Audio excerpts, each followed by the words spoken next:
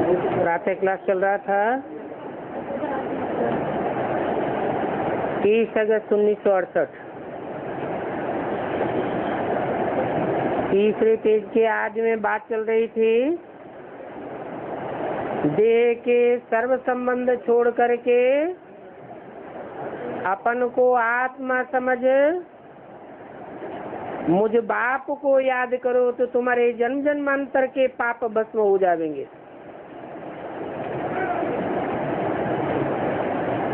एक ही बाप है जो तुमको जन्म जन्मांतर के पापों से छुड़ाते हैं। इस समय तो दुनिया में सब पाप ही पाप करते हैं।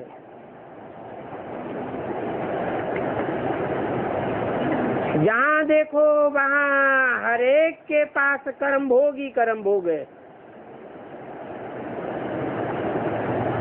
अगले जन्म में जो पाप किए हैं सो तो भोगते ही हैं। 63 जन्मों का हिसाब किताब है ना। थोड़ा थोड़ा कला कमती होती जाती है। ये बेहद का दिन है और बेहद की रात है। बेहद की रात में बहुत ठोकरें खानी होती हैं। अभी सारी दुनिया पर, उसमें भी खास भारत पर राहु की दशा बैठी हुई है।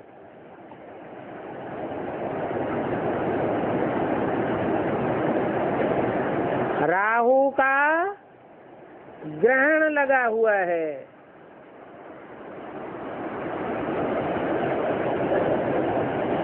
अर्थात रावण का ग्रहण लगा हुआ है।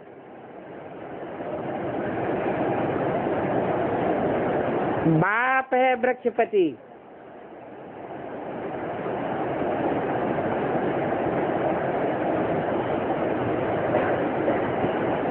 वृक्षपति बीज बाप है। उन द्वारा तुम 16 कला संपूर्ण बन जाते हो। पहले तुम ही 16 कला संपूर्ण थे। अभी तुम्हारे में कोई भी कला नहीं रही है। अभी फिर से तुम सतो प्रधान बन रहे हो। ये भी समझते हो कि मनुष्य ही 84 जन्म लेते हैं। सभी मनुष्य लेते हैं क्या? तो क्यों कहा कि मनुष्य ही 84 जन्म लेते हैं? हैं? दुनिया में मनुष्य तो 500 करोड़, फिर सब 84 जन्म लेते हैं क्या? हैं? नहीं लेते? फिर क्या झूठ बोल दिया क्या कि मनुष्य ही 84 जन्म लेते हैं? मनुष्य कहा जाता है मनु की औलाद को। भला आज की दुनिया में 500 करोड़ मनुष्य हैं, परंतु वास्तव में वे सभी मनु की औलाद नहीं है। मनु कहा जाता है जो मन का 100% उपयोग करे। मनु अर्थात ब्रह्मा। तो जब ब्रह्मा प्रैक्टिकल में हो तो ब्रह्मा की औलाद ब्राह्मण अर्थात मनुष्य भी प्रैक्टिकल में कहे जाए।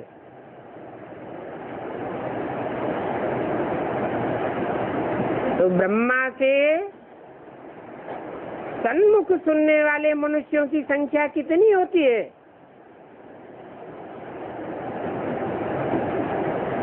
जो 84 जन्म लेते हैं। 84 जन्म। कितनी होती है संख्या? है 9 लाख। सतयुग में जो जन्म लेंगे बच्चों के रूप में, वो 84 जन्म नहीं लेंगे क्या? हैं? वो भी 84 जन्म लेते हैं। भले वो स्वयं मनन चिंतन मंथन नहीं करते हैं, परंतु फिर भी कोई में प्रवेश करके मनन चिंतन मंथन चलता है। बाप ने समझाया है कि आत्मा और परमात्मा अलग रहे बहुकाल।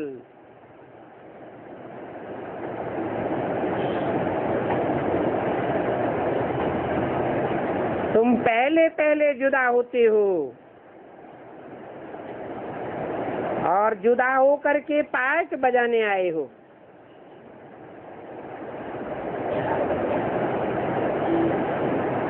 कब की बात है?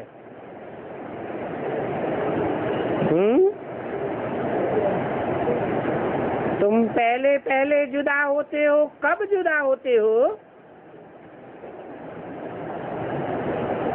यज्ञ के आदि में भी जुदा हुए थे।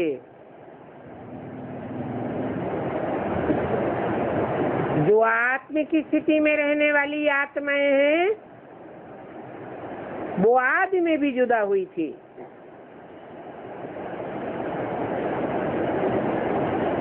अभी तुम फिर से पार्ट बजाने आए हो।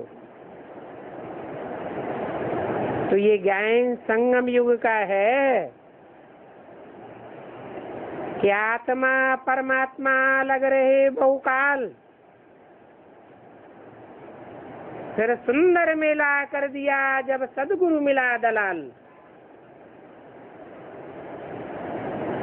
आदि में कोई सदगुरु नहीं मिलता है।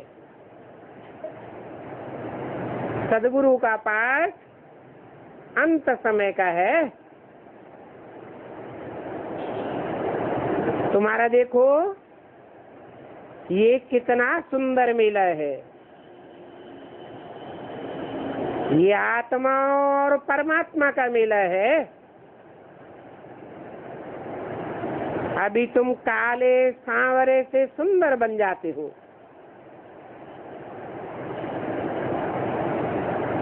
इसलिए कृष्ण को भी श्याम सुंदर कहते हैं। भी क्यों लगा दिया? तुम्हारा भी ज्ञान है तो कृष्ण का भी ज्ञान है। सचमुच भक्ति मार्ग में कृष्ण को काला बनाए देते हैं।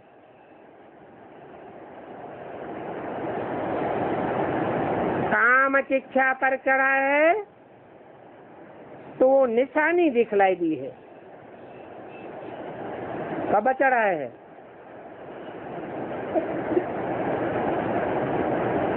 कब का गायन है जो काला दिखाई दिया है? हैं? कलयुग अंत में जो भी भक्ति मार्ग में यादगारें हैं, वो कहाँ की यादगारें हैं? संगम युग की यादगारें हैं। तो सचमुच काला बनाए देते हैं। परंतु मनुष्यों की कुछ भी बुद्धि नहीं चलती है।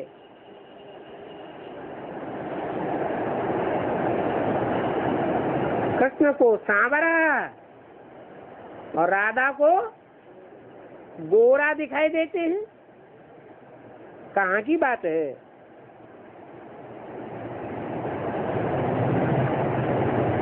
अरे सांवरे होंगे तो दोनों ही सांवरे होने चाहिए, या एक काला और एक गोरा होना चाहिए? है? ये संगम युग की बातें हैं। एक है विजयमाला क्रमण का और दूसरा है रुद्रमाला का मण का, रुद्रमाला के मण के बाप के बच्चे राजयोगी बच्चे हैं, जो राजयोग सीख करके जन्म जन्मांतर के राजाएं बनते हैं। पहले सतो प्रधान दुनिया के गोरे राजाएं बनते हैं, फिर बाद में तमो प्रधान दुनिया के तामसी राजाएं बनते हैं। जब तामसी बनते हैं तो बहुत बेविचारी हो जाते।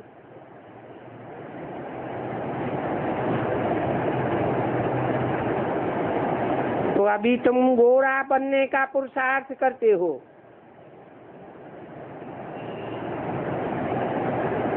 राधा काली होती ही नहीं। तो एडवांस ज्ञान भी पहले पहले लेती ही नहीं।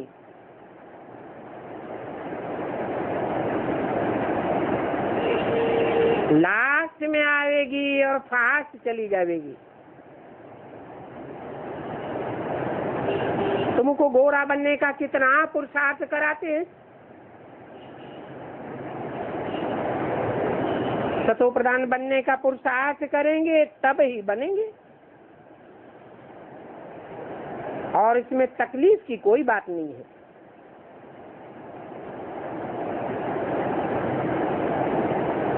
ये भी गीता ज्ञान है जिससे तुम राजयोग सीखते हो, और बाप ही बैठ करके तुमको ये गीता ज्ञान सुनाते हैं।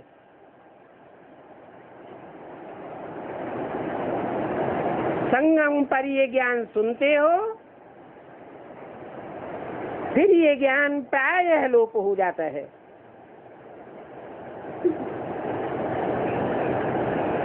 बल भक्ति मार्ग में गीता पढ़ करके सुनावेंगे,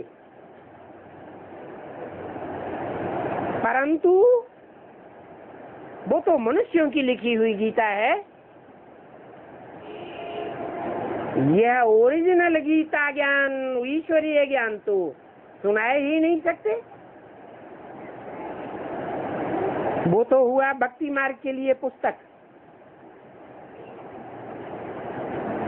वो पुस्तकीय ज्ञान है। कोई भी धर्म पिताएं आकर के पुस्तक नहीं सुनाते हैं, ओरली सुनाते हैं। तो परमपिता परमात्मा भी जब आते हैं तो ओरली गीता ज्ञान सुनाते हैं।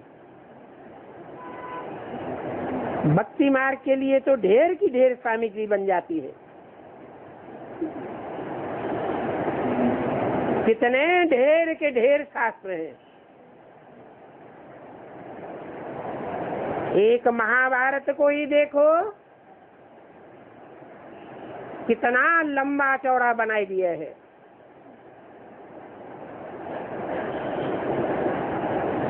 ऐसे करते करते भक्ति करते करते कितना नीचे गिर गए।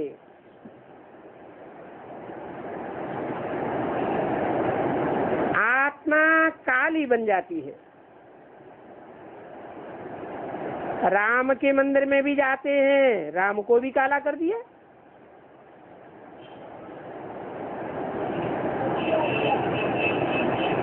कृष्ण बच्चे को भी काला कर दिया। अब बच्चा तो सतो प्रधान होता है, बच्चे को महात्मा कहा जाता है। राम को भी काला, कृष्ण को भी काला, शिव को भी काला दिखाई देते हैं। तो विचार करना चाहिए, काला क्यों बनाते हैं, क्यों बनाते हैं काला। राम भी काला, कृष्ण भी काला, शिवलिंग भी काला। ये शिवलिंग किसकी यादगार है? हैं? निराकार की यादगार है निराकार भी काला और गोरा होता है? निराकार तो काला गोरा होता नहीं, वो तो जन्म मरण के चक्र में ही नहीं आता। तो शिवलिंग को काला क्यों दिखाई दिया है? लिंग है साकार की यादगार, और उस लिंग में जो बिंदु रखते हैं वो है निराकार परमपिता परमात्मा, जो जन्म मरण के चक्र से न्यारा है, उसकी यादगार। तो बिंदु को काला दिखाने की बात नहीं है। बिंदु जिसमें प्रवेश करता है वो काला और गोरा बनता है। और उसी का आधार लेकर के कृष्ण की आत्मा भी फिर पढ़ाई पड़ती है, शूटिंग के चक्र में आती है। संगम युग की ही बातें हैं, तो अनेकों के संग के रंग में आना पड़ता है। वो राम कृष्ण की आत्माएं भी कोई परम पिता नहीं है, भगवान नहीं है, जिन पर संग का रंग न लगे। तो उनको भी संग का रंग लगता है, और ढेरों के ढेर का संग का रंग लगता है।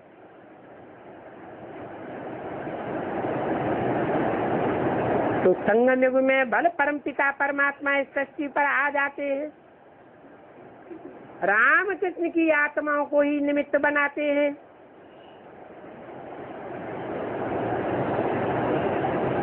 मुकर्रर रथ लेते हैं या टेम्पररी रथ बनाते हैं, फिर भी संग का रंग शिव को लगता है या रामकृष्ण को लगता है? रामकृष्ण की आत्माओं को संगम युग होते हुए भी, बाप का संग होते हुए भी संग का रंग लगता है।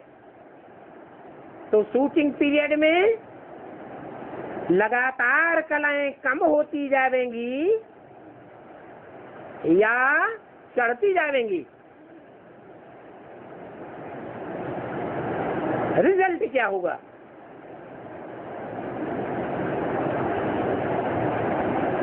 अरे 1, 2, 4, 8 का संग हो तो व्यक्तिगत पुरुषार्थ कंट्रोल कर सकता है। ढेर के ढेरों का संग का रंग लगता हो तो व्यक्तिगत पुरुषार्थी कहां तक कंट्रोल करेगा? लेकिन ये जो सब कुछ होता है वो विश्व कल्याण के लिए होता है या रामकृष्ण की आत्माओं के लिए, स्वार्थ के लिए होता है?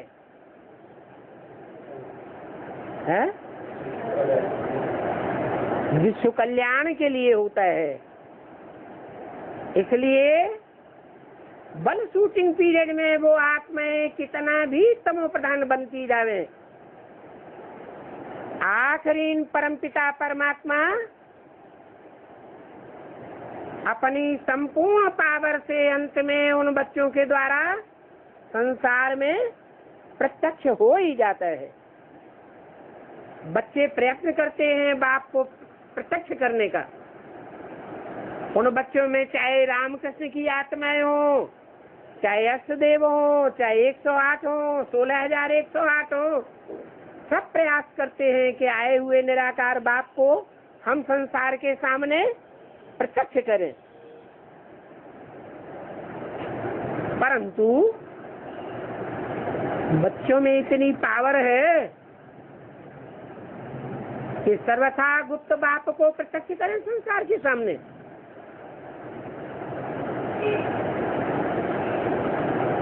बच्चे तमो प्रधान है या सतो प्रधान है? तमो प्रधान है। तमो प्रधान आत्मा ईश्वर को प्रत्यक्ष करने की सेवा नहीं कर सकती है।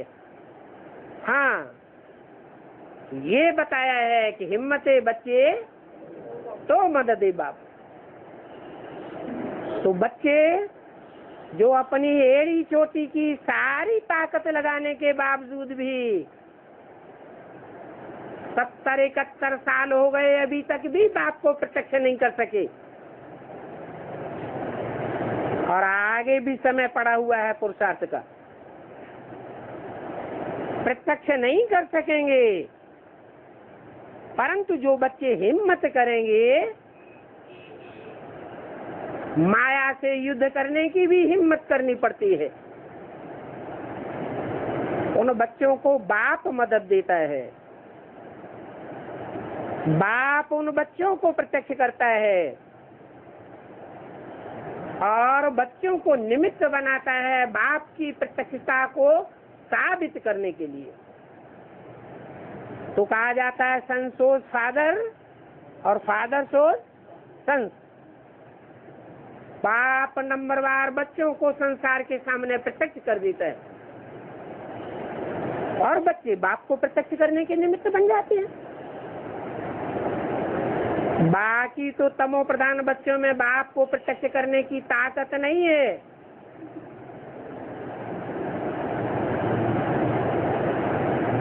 बच्चे तो काला ही काला पार्ट बजाते जाते हैं।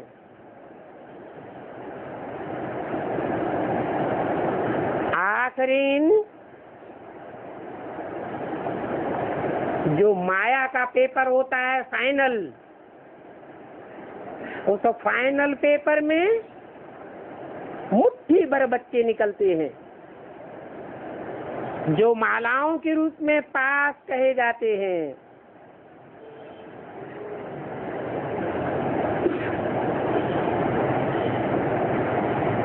तो साफ काले बनते जाते हैं।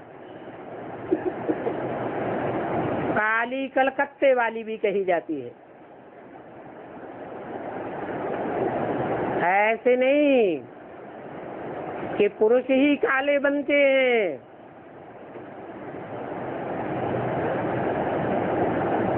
कन्याएं माताएं काली पतित नहीं बनती है।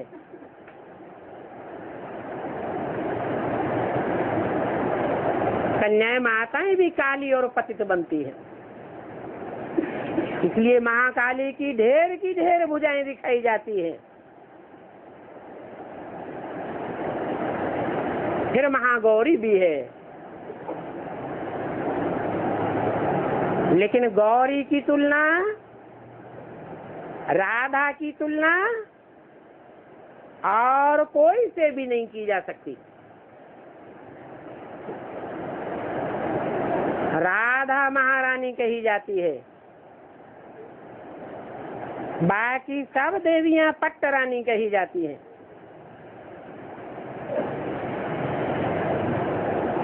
माँ माँ कह करके काली के लिए कितने परेशान होते हैं, हैरान होते हैं। तो देखो, सबसे ज्यादा काली इसे दिखाते हैं। किसे है? राम कृष्ण से भी ज्यादा काली किसको दिखाते हैं? महाकाली को अति का काला दिखाते हैं और बहुत भयानक दिखाते हैं। क्या महाकाल को बहुत भयानक दिखाते हैं? उससे जास्ती डरते हैं या महाकाली से ज्यादा जास्ती डरते हैं? महाकाली से बहुत डरते हैं।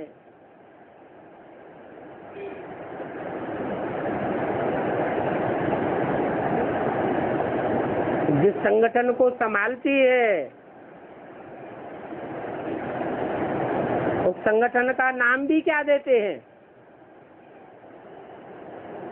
हैं?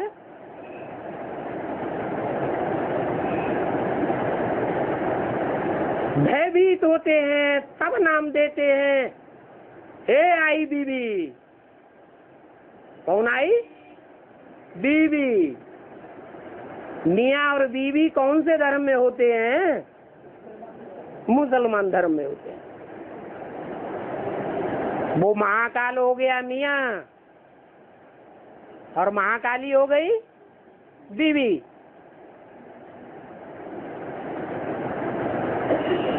वर्षों वर्ष पुरुषार्थ करते करते बीत जाते हैं, सुधार नहीं होता है।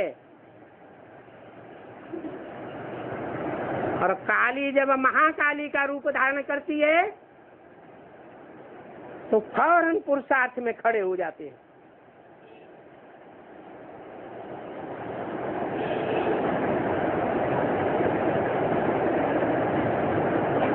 भय बिनु होय न प्रीति गुसाई। कितना भयानक दिखाते हैं। और फिर उनको माता कहते हैं। अरे माता स्नेह की मूर्ति होनी चाहिए या भयंकर होनी चाहिए? है स्नेह की मूर्ति होनी चाहिए। परंतु ब्रह्मा की तो पूजा ही नहीं करते। ब्रह्मा स्नेह की मूर्ति था या भयानक मूर्ति था? है स्नेह की मूर्ति था, सहनशीलता की मूर्ति था। परंतु ब्रह्मा की पूजा नहीं करते, ब्रह्मा के चित्र नहीं बनाते, ब्रह्मा की मूर्तियां नहीं बनाते, ब्रह्मा के मंदिर नहीं बनाते, ब्रह्मा को याद भी नहीं करते। तो स्नेह और सहनशीलता ये खराब गुण है क्या? है? अरे ब्रह्मा ने अपने जीवन में क्या दिखाया? यही गुण तो दिखाए जो माता के विशेष गुण है। परंतु भूल कहाँ हो गई है? भूल कहाँ हो गई? भूल यही हो गई कि दुनिया में बिगड़ैल ज्यादा हैं और सुधरे हुए बहुत थोड़े हैं। जो सुधर सकते हैं वो भी बहुत थोड़े हैं। तो टेढ़ी उंगली से घी निकालना पड़ता है। अकेले प्यार से काम नहीं चलता। अकेले प्यार से दुनिया नहीं सुधरती।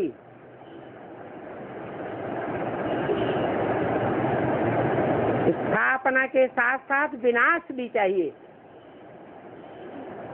स्थापना होती है पवित्रता से और विनाश होता है अपवित्रता से। तो देखो ऐसी ऐसी भयानक माताएं तुम ही हो। किससे कहा? तुम, वो नहीं। तुम किससे कहते हैं? रुद्रमाला के मणकों से कहते हैं या चंद्रवंशियों से कहते हैं? जो रुद्रमाला के सूर्यवंशी बच्चे हैं उनसे कहते हैं कि ऐसी भयानक माताएं तुम ही हो जो नंबरवार रुद्रमाला के मणके बनती हो। नहीं तो बताओ कौन है? तुम्हारी ये ज्ञान बाण, ये ज्ञान की कटारी है। उन्होंने फिर वो हथियार दे दिए। अब यहाँ स्थूल हथियारों की तो बात ही नहीं,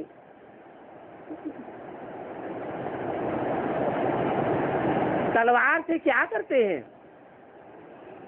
स्थूल तलवार होती है, उससे क्या काम होता है?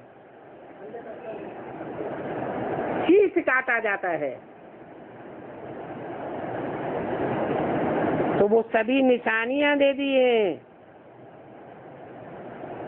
शीश कट जाता है तो आत्मा अलग और देह अलग हो जाती है।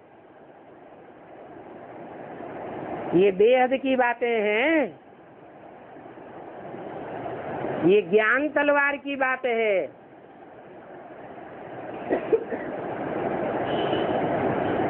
ऐसा ज्ञान तुम ही देती हो प्रैक्टिकल में। भगवान भी इस सृष्टि पर उतर आता है, प्यार का सागर बन करके आता है, फिर भी दुनिया नहीं सुधरती। इसलिए तुम असुर संहारिणी गाई हुई हो। असल में पहले काली पर मनुष्यों का बलि करता था,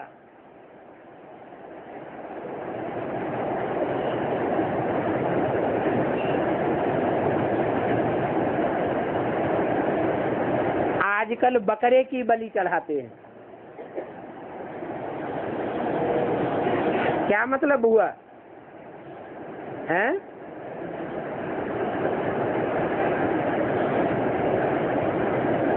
जो पुरुषार्थी बच्चे पुरुषार्थ भी करते जाते हैं, पुरुषार्थ करते करते नीचे भी उतरते जाते हैं,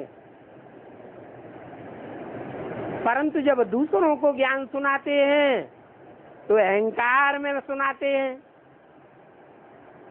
अहंकार आ जाता है। हम बड़े ज्ञानी हैं, हम बड़े पुरुषार्थी हैं, हम ऊंचे ब्राह्मण हैं, हमने पवित्रता का पालन किया।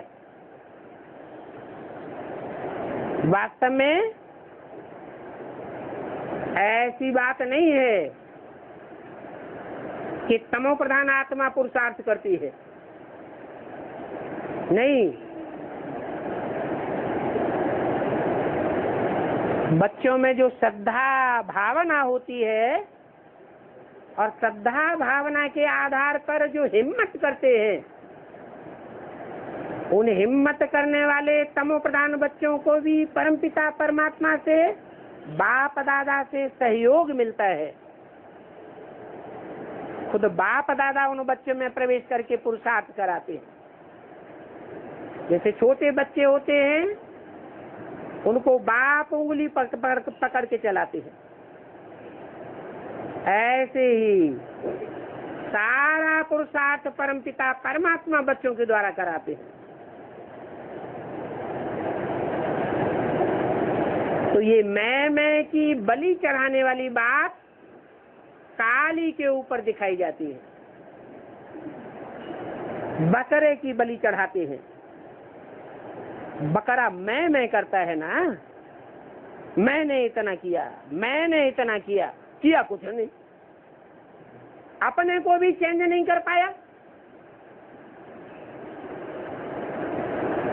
दुनिया को क्या चेंज करेंगे।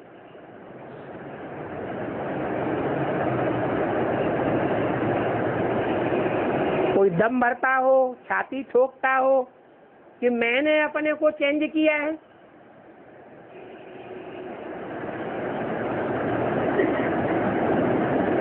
तो हाथ उठा के बोलेगा कि मैंने परिवर्तन किया। अरे पहले तो अपना परिवर्तन होगा, तब दुनिया का परिवर्तन करेंगे, या दुनिया का परिवर्तन पहले कर लेंगे? अपना परिवर्तन पहले, फिर दुनिया का परिवर्तन होगा। पहले खुद मरे, जो गैन है आप मुए तो मर गई दुनिया, देह अभिमान से मरना होता है। तो महाकाली ऐसे मैं करने वाले देह अभिमानी मनुष्यों की बलि ले लेती है।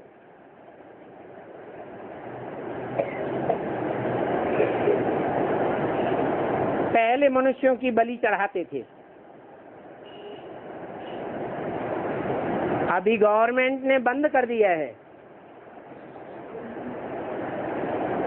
अभी मनुष्यों की बलि नहीं चढ़ाते, बकरे की बलि चढ़ाते हैं।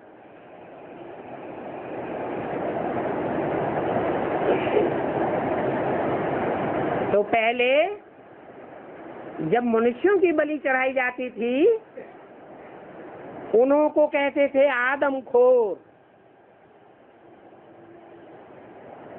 आदमी का मांस खाने वाले। ये देह अभिमान क्या है? मांस ही तो है। तो काली के मंदिर में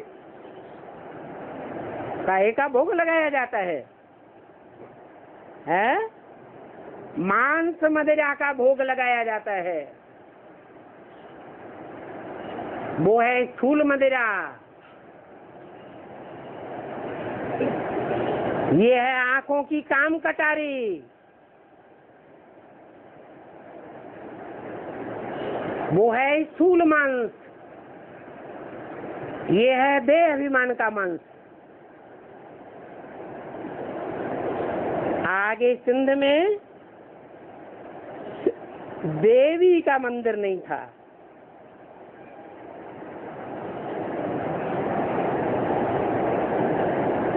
सिंध हैदराबाद की बात बताई। जब बम फटा तो एक ब्राह्मण निकला, बोला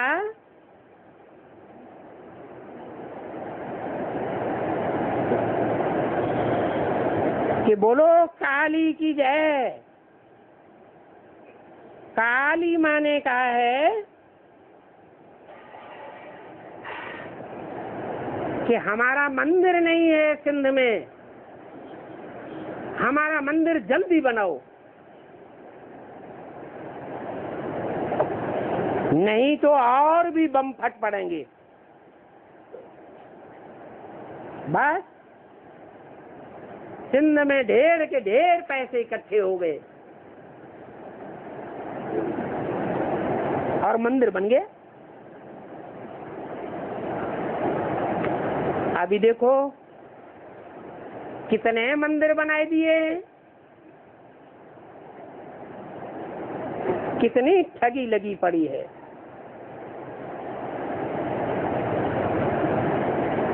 सिंध का मिसाल क्यों दिया है?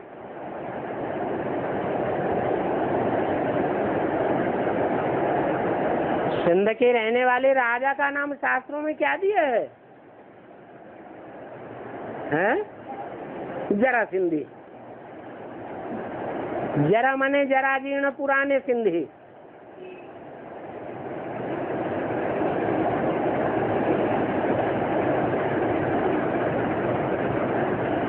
ये जो जरा जीर्ण पुराने सिंधी है, जरा सिंधी कहो, कंसी कहो, दुर्योधन कहो, रावण कहो, ये कौन सी देवी की पूजा करते हैं? गौरी की पूजा करते हैं या काली की पूजा करते हैं? काली की पूजा करते हैं रावण संप्रदाय।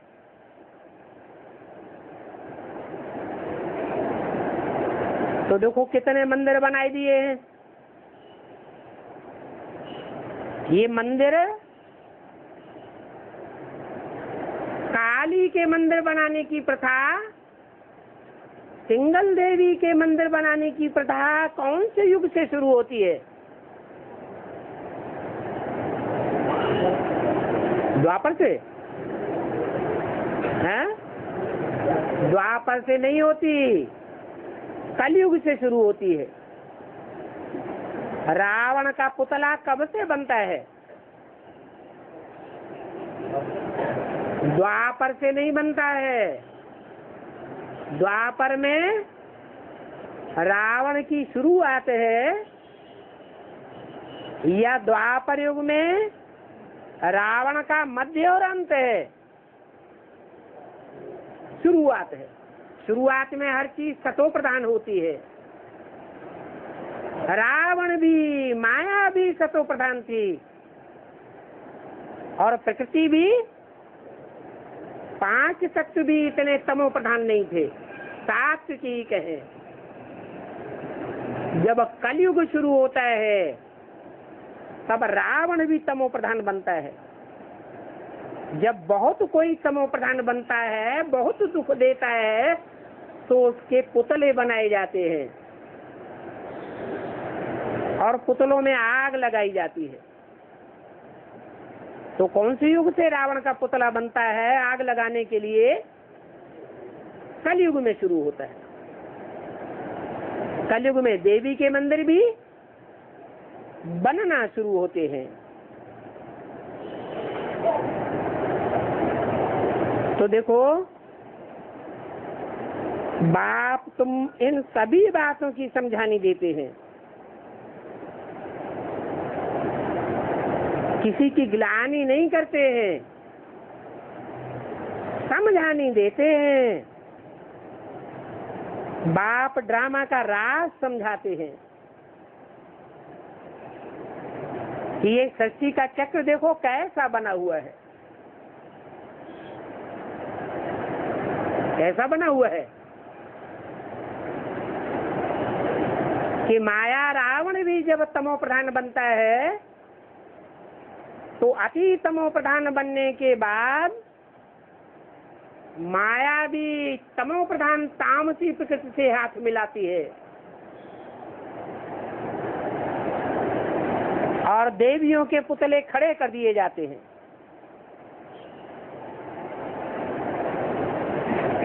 ये सृष्टि का राज है।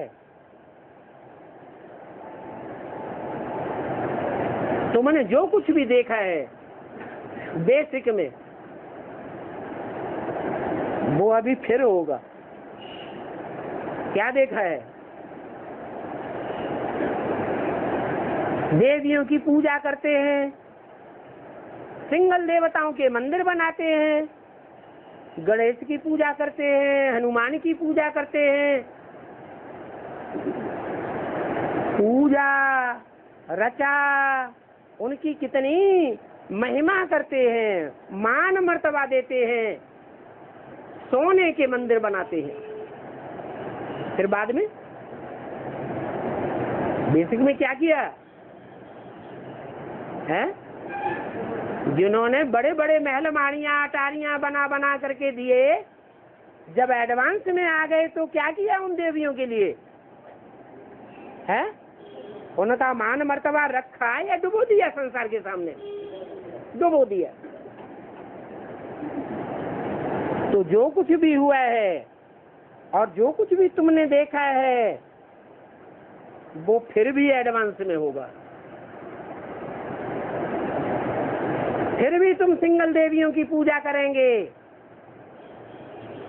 जय माता दी पिताजी को भूल जाएंगे। ये ड्रामा का राज बाप समझाते हैं।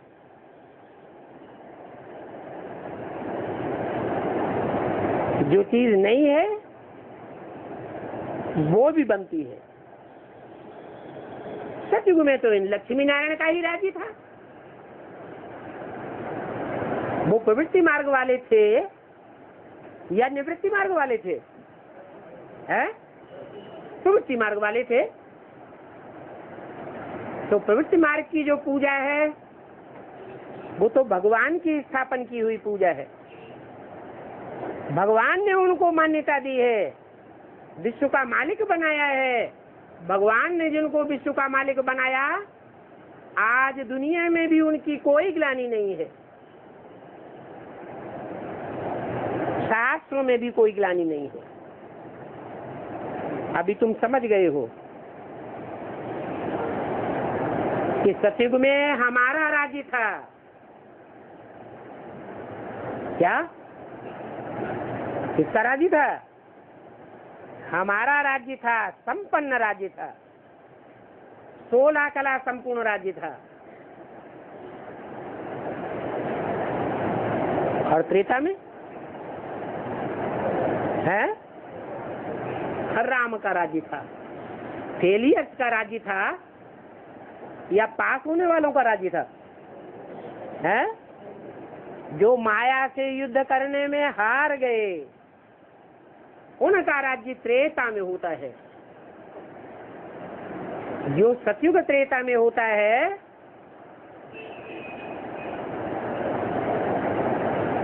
वो ही फिर उतरती कला रावण राज्य में भी देखने में आती है। बल माया का राज्य होता है, परंतु द्वापर में सात्विक स्टेज होती है,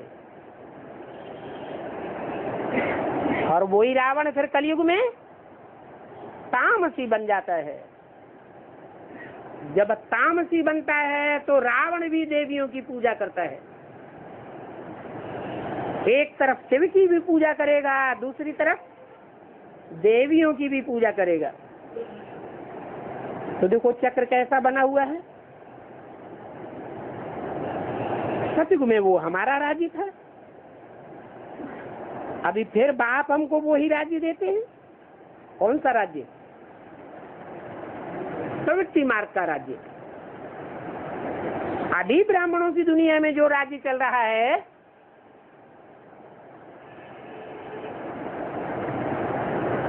कौन से ब्राह्मणों की दुनिया में? बेसिक की दुनिया में या एडवांस की दुनिया में है? अभी जो राज्य चल रहा है वो प्रवृत्ति मार्ग का राज्य है या निवृत्ति मार्ग का राज्य है? प्रवृत्ति मार्ग का राज्य है। कहाँ? बेसिक में या एडवांस में है? कहाँ शूटिंग हो रही है प्रवृत्ति मार्ग की? है एडवांस में। कैसे? है हाँ, कोई कोई की बुद्धि में है कि अभी सिंगल राज्य शुरू हो गया, देह अभिमानी गणेश का राज्य है, पूछड़ी वाले हनुमान का राज्य है,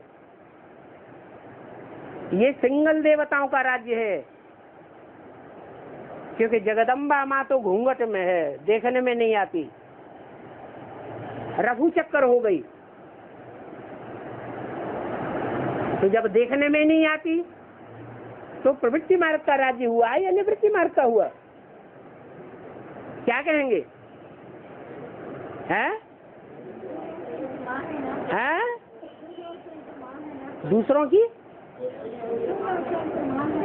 सूर्यवंशियों की माँ है। अच्छा, जो अपन को सूर्यवंशी नहीं समझते हो, कोई ऐसे भी तो होंगे जो सूर्यवंशी ना समझते हो।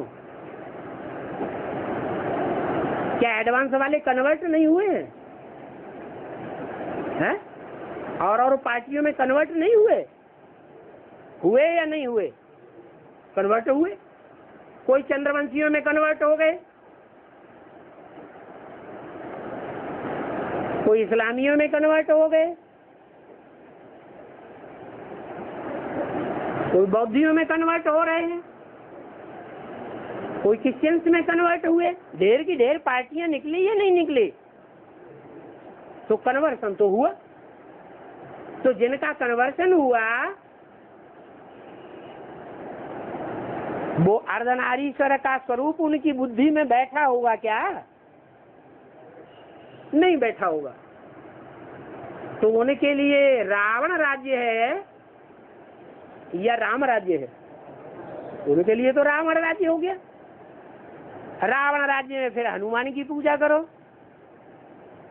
पूंछड़ी वाला दिखाई पड़ेगा। है? पूंछ तो कमर में होती है ना, तो उनको पूंछड़ी वाला दिखाई पड़ेगा। देह अभिमान सूर्ण में होता है। हाथी में क्या होता है? एक हाथी ऐसा जानवर है जिसका देह अभिमान वो कितना भी छुपाना चाहे छुप नहीं सकता। कुछ नहीं करेगा तो खड़े खड़े हिलता रहेगा। तो देखने में आएगा या नहीं आएगा? देखने में तो आ जाएगा। तो सिंगल देवताओं की पूजा भी होने लगती है। हो रही है, और सिंगल देवियों की भी पूजा होती है।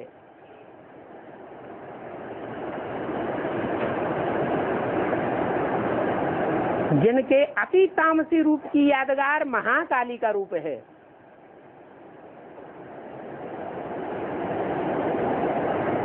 तो ये हमारा राज्य नहीं है जहाँ देवियों की उपासना होती है। हमारा राज्य कौन सा हुआ? जहाँ सिर्फ प्रवृत्ति मार्ग की उपासना होती है। वो है सतो प्रधान भक्ति, और वो है तमो प्रधान भक्ति। जिन्होंने सतो प्रधान भक्ति की होगी वो अभी भी सतो प्रधान ज्ञान उठा रहे होंगे। सतो प्रधान ज्ञान अर्थात एक बाप दूसरा न कोई, एक से सुनना है, एक के अलावा और कोई से भी नहीं सुनना है। कोई के दर पर जाकर के माथा नहीं झुकावेंगे। अगर झुकाते हैं तो कौन से संप्रदाय हुए? कन्वर्ट होने वाले रावण संप्रदाय हुए। अभी तुम समझ गए हो कि हम ही नर से नारायण बने हैं। इसके लिए फिर पुरुषार्थ करना पड़े। क्या? पुरुषार्थ नाम दिया। किसके अर्थ? पुरुष के अर्थ। पुरी में जो सेते, पुरी में जो शयन करता है, आनंद मनाता है, शांत रहता है, सुखी रहता है, ऐसा पुरुषार्थ हमको करना है। संगम युग है मौजों का युग कि रोने का युग है? अगर संगम युग में मौजों का युग मनाते हैं तो खुद भी खुश रहेंगे और दूसरों को भी खुशी की बातें सुनाते रहेंगे। अगर मौजों का युग नहीं है तो खुद भी दुखी होंगे और दूसरों को भी दुखी करते रहेंगे। तमो प्रधान आत्मा खुद भी दुखी होती है और दूसरों को भी झूठी झूठी बातें सुना करके दुखी करती है, उखाड़ती है। तो कोई है थमाने वाले और कोई है भगाने वाले। जो भगाने का काम कर रहे हैं अभी बल संगठन में बैठे हुए भी देखे जाते हैं, तो भी आगे चल के खुद ही भाग जाएंगे कि डटे रहेंगे। हैं? जैसा काम हम दूसरों के लिए करेंगे वो रिजल्ट हमारे सामने भी आ ही जाएगा। हमारे किए हुए कर्म हमारे सामने आ जाएंगे। तो बाप कहते हैं अभी तुम ड्रामा के राज को समझ गए हो।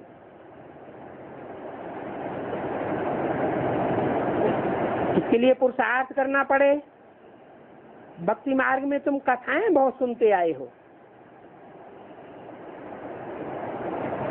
सत्यनारायण की कथा, अमर कथा, तीसरा नेत्र खुलने की कथा।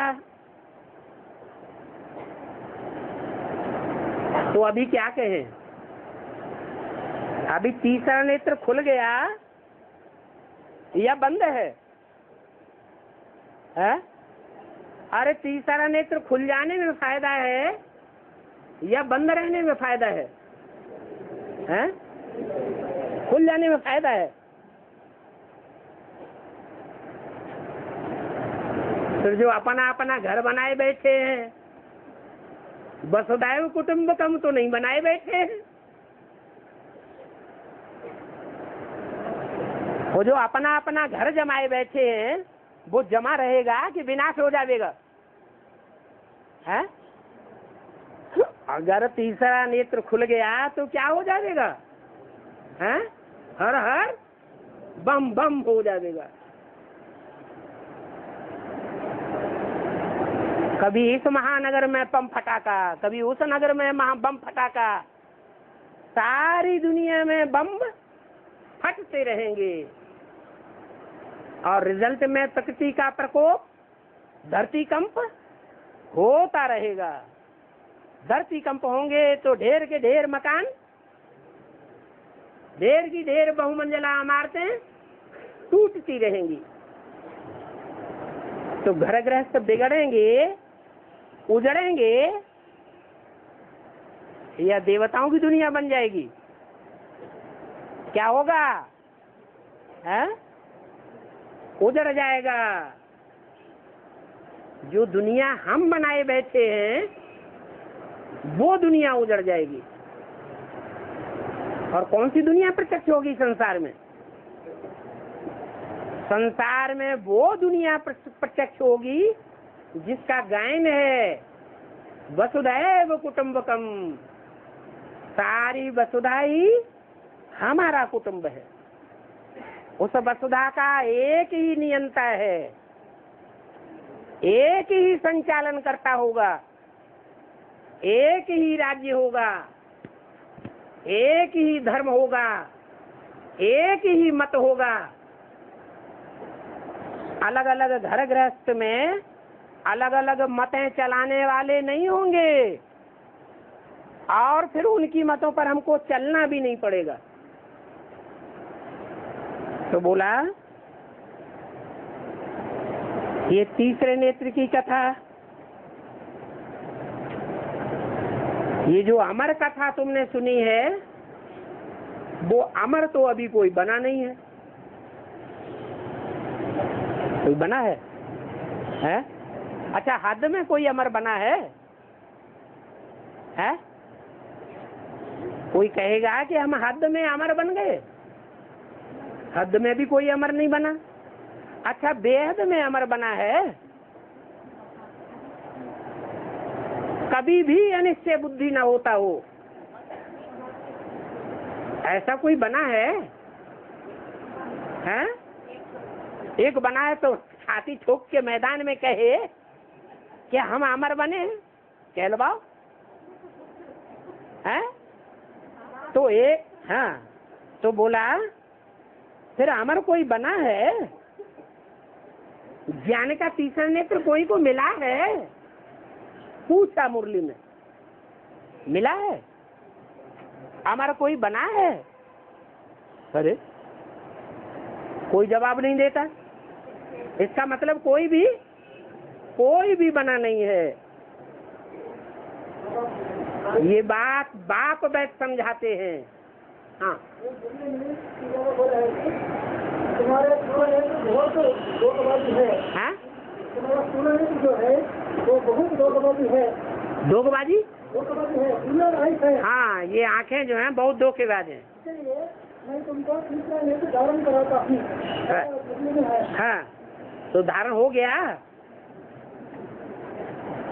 धोखा देना बंद हो गया कि कभी कभी दो आंखें भी खुल जाती हैं और तीसरा नेत्र बंद हो जाता है।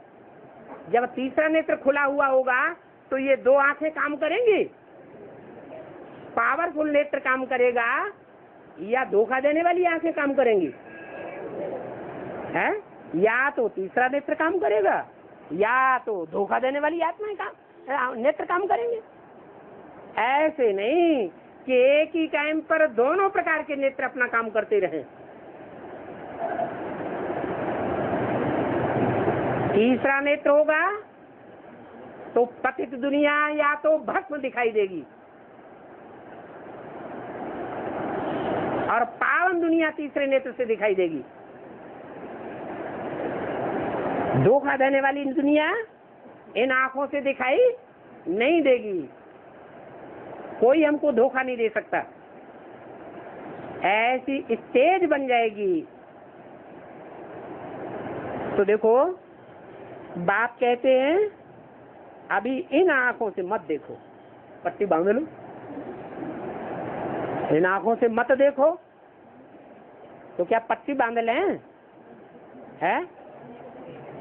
जैसे कहते हैं हियर नो इविल, तो मुसलमान लोग तो कान में उंगली दे लेते हैं, हम कोई की बात नहीं सुनेंगे।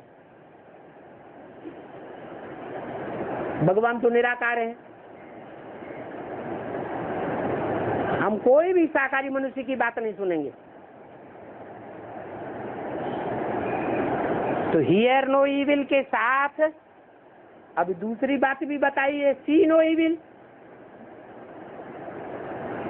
तो इविल देखने वाली इन आंखों को क्या पट्टी बांध लें, यहाँ धतराष्ट्र बन जाए? हाँ, देखते हुए भी न देखें, बल हम इन आंखों से देखते हैं, पतित दुनिया को देखते हैं, भस्म होने वाली दुनिया को देखते हैं, परंतु फिर भी क्या प्रैक्टिस करें कि देखते हुए भी हम उस दुनिया को न देखें जो हमें धोखा देने वाली है, हम उस आत्मा को देखें। आत्मा को देखेंगे तो आत्मा का सात्विक स्वरूप दिखाई देगा, देह को देखेंगे तो तामसी रूप दिखाई देगा। तो सिविल आंखों से देखो, क्रिमिनल से देखो ही नहीं। अभी सारी दुनिया क्रिमिनल्स की है। पतित दुनिया में सब पतित होते हैं और पावन दुनिया में सब पावन होते हैं। इस पुरानी दुनिया को देखो ही नहीं, ये तो भस्म होने वाली दुनिया है, ये तो खलास हो जाएगी। बाप कहते हैं मीठे बच्चों, तुमको हम राज्य दे करके जाता हूँ 21 जन्मों के लिए। वहां और कोई भी राजा नहीं होता है, वहां दुख का नाम निशान नहीं होता है। तुम बहुत सुखी हो जाते हो और बहुत धनवान बन जाते हो। यहाँ तो देखो मनुष्य कितना भूख मरते हैं, वहां तो तुम सारे विश्व में राज्य करते हो।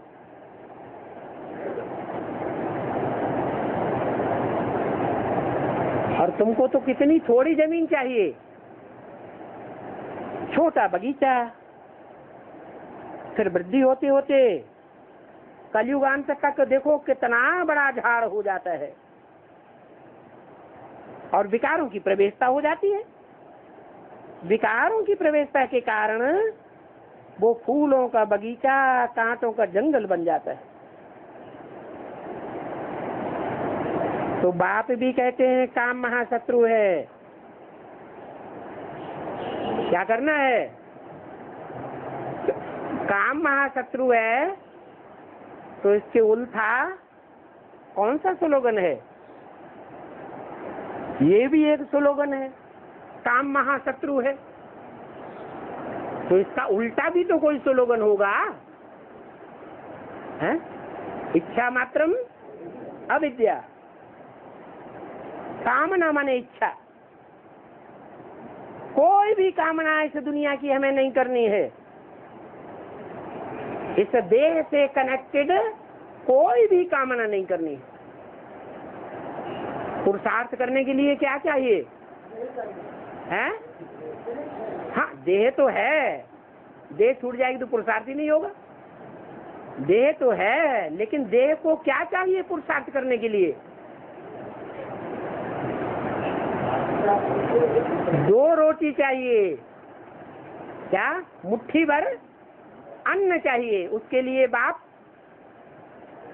क्या देते हैं? गारंटी देते हैं कि मेरे बच्चे भूख नहीं मर सकते। फिर और क्या चाहिए? जब गारंटी दे दी कि मेरे बच्चे भूख नहीं मर सकते, तो जो पुरुषार्थ करने के लिए 2 रोटी चाहिए उसकी भी परवाह नहीं। तो कुछ नहीं चाहिए, इच्छा मात्रम अविद्या।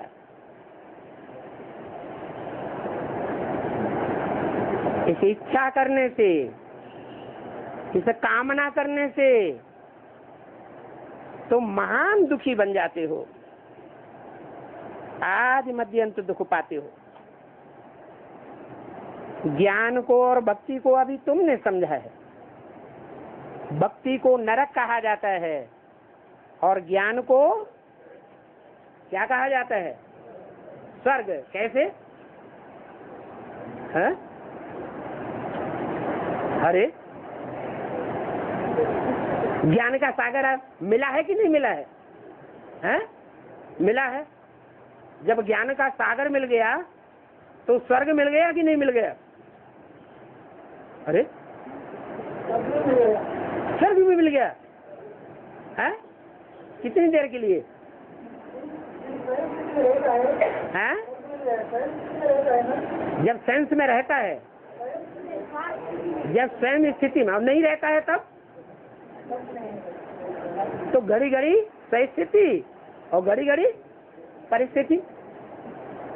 तो क्या कहें कि स्वर्ग मिल गया? अरे ज्ञान का सागर बाप परमानेंट मिल गया कि उड़ गया?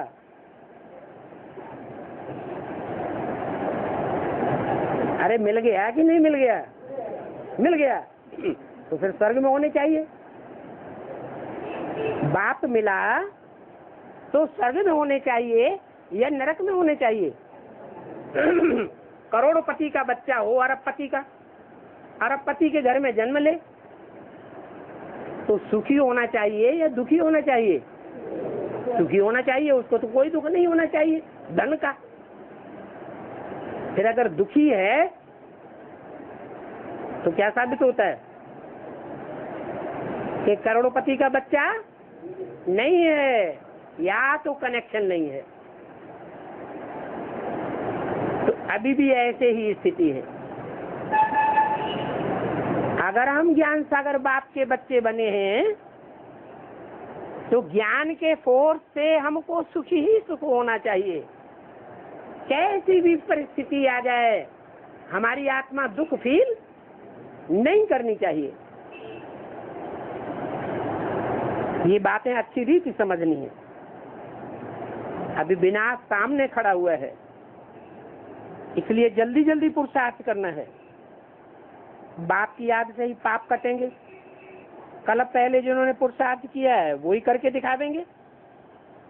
ठंडे मत बन जाओ, सिवाय बाप के और कोई को भी याद नहीं करो, क्योंकि जानते हो सभी अंततः दुख देने वाले हैं। अभी भल मालूम पड़ता है इनसे हमको सुख मिलता है, लेकिन आखिरी रिजल्ट जो निकलेगा उसे क्या साबित होगा कि जिनको इस दुनिया में हम सुख देने वाला समझते हैं वही दुख देने वाले साबित हो जाएंगे। जो सदा सुख देते हैं उनको याद करना है। इसमें गफलत नहीं करनी है। अगर उसे याद नहीं करेंगे तो पावन भी नहीं बनेंगे। अच्छा, बच्चों को गुड मॉर्निंग।